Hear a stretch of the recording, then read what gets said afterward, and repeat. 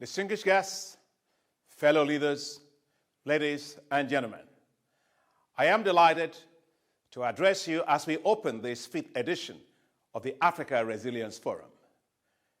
In a world of simultaneous complex challenges and rapid global changes, the place and role of policymakers, investors, and professionals working at the humanitarian development, peace, and security nexus has never been more critical. Financing peace, security, and development for a prosperous and resilient Africa could not have been a more relevant and timelier theme, given the increasing number of conflicts and violence globally and in Africa. In 2009, there were approximately 3,000 reported conflict incidents across the continent. Fast forward that 13 years later to 2022, the number of conflicts has increased almost eightfold to more than 23,000. The conflicts inflict a heavy toll on human lives and result in the displacement of vulnerable populations. In such an environment, it is no surprise that the number of refugees and internally displaced persons on the continent has unfortunately steadily increased since the 2000s.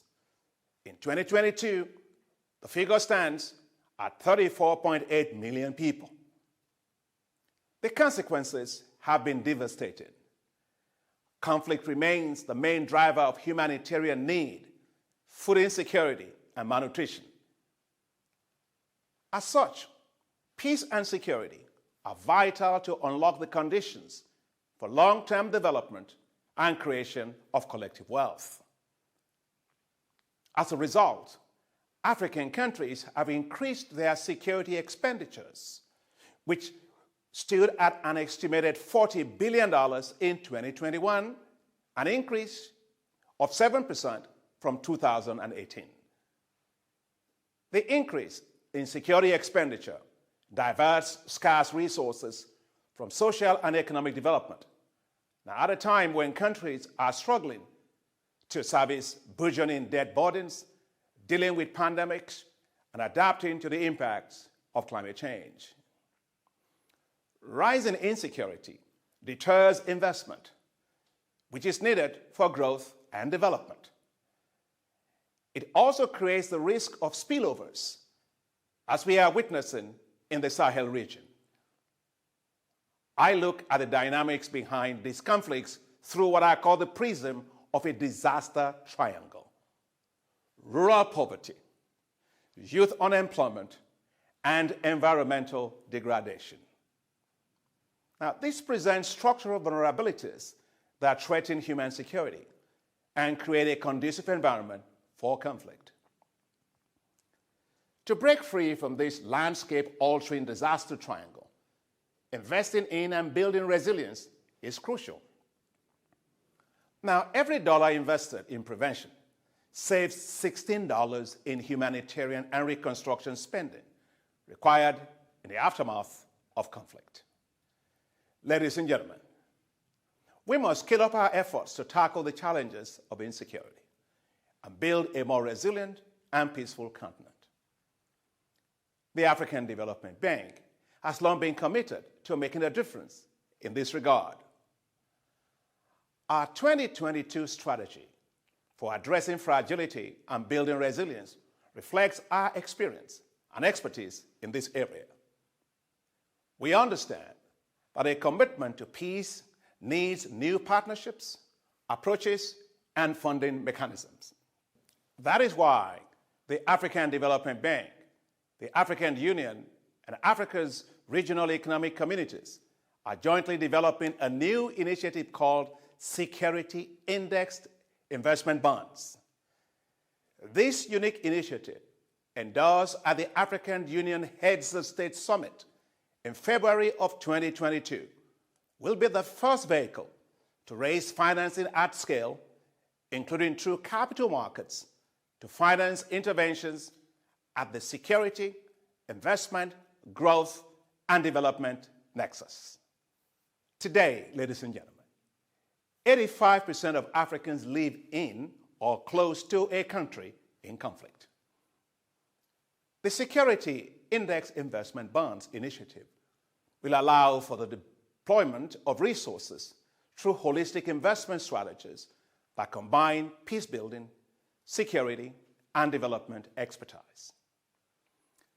It will help offset the fiscal implications of elevated security sector spending. Now, the revenue streams from security index investment bonds can be used to do four things. The first, reinforce the security architecture of African countries and support dual-purpose infrastructure to enhance national and regional peacekeeping and security capabilities. Second, rebuild destroyed or damaged infrastructure in conflict-affected areas and finance new investment projects to relaunch economic activities and create jobs in areas prone to security challenges. Third, build social infrastructure for the populations, especially water, sanitation, schools, health, roads, ICT, and agricultural infrastructure to improve access to basic services, to support community livelihoods in fragile environments, and of course the fourth, to protect strategic investments within countries or regions. The Security Index Investment Bonds can be delivered through special purpose vehicles established on behalf of a pool of regional member countries.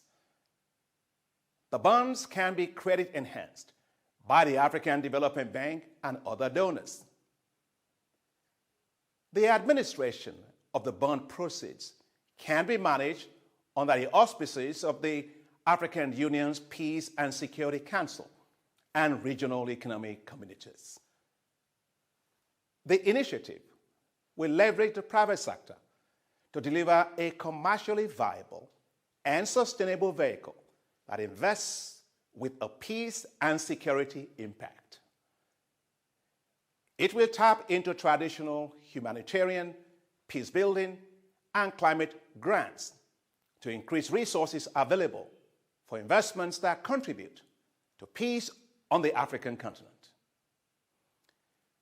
The overarching objective is to secure funding in the range of $5 to $10 billion for peace and security investments by 2030. Security index investment bonds are new ways of lowering risks for both communities and investors and ensuring greater effectiveness. Embedding peace and security impacts into our approaches will show investors and the wider private sector that it is both the right thing to do and it is critical for lowering risk and providing long-term investment certainty. I want to invite all of you to collaborate with us at the African Development Bank in this effort. We must collectively reverse current trends and build an alliance of partners for a new approach to peace investment. This will truly change the development, peace, security paradigm on our continent. And of course, a key part of financing peace, security, and development on the continent is the urgent need to focus on youth, women, and climate change responses, and of course, private sector engagement. The African Development Bank has been working and has already developed dedicated strategies and financing instruments to accelerate progress in these critical areas. That is why the African Development Bank is currently setting up what we call Youth Entrepreneurship Investment Banks. These banks will provide an enabling ecosystem of financial and technical support for businesses run by young entrepreneurs across Africa. Now, we must provide our young people with hope for a better future.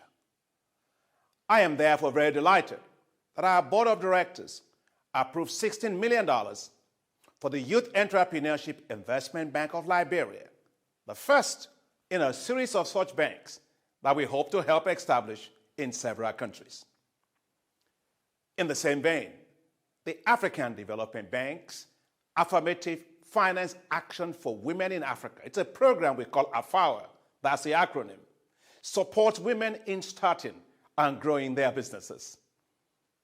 I am absolutely delighted that this year, AFAWA has so far delivered over $1.2 billion in financing for businesses of women across several countries. We expect to reach $1.5 billion by the end of this year, well on track to meeting our $5 billion financing target for businesses of women. And as well, our climate action window of $429 million under the African Development Fund provides critical resources for low-income countries which experience fragility and vulnerability to adapt to the effects of climate change. It will help to deliver access to climate information for 20 million farmers, provide crop and livestock insurance for 20 million people, and revamp over 1 million hectares of degraded lands, and of course provide renewable energy for over 9 million people. These investments will help to build more prosperous and resilient communities. Ladies and gentlemen, the Africa Resilience Forum is a call to action to work together and move from policy dialogue to investment, and from investment to impact. Building resilience in Africa is a huge task. It is like the baobab tree that you find in our communities. Put your hands around it alone. You cannot, because it's just so big. But when you join hands together with others, our collective hands can wrap around the baobab tree. So, we meet today for this Resilience Forum. And as we do, let us join hands together and deploy this baobab partnership approach. Together, we will achieve amazing things. Welcome once again, and thank you very much for joining us in this endeavor.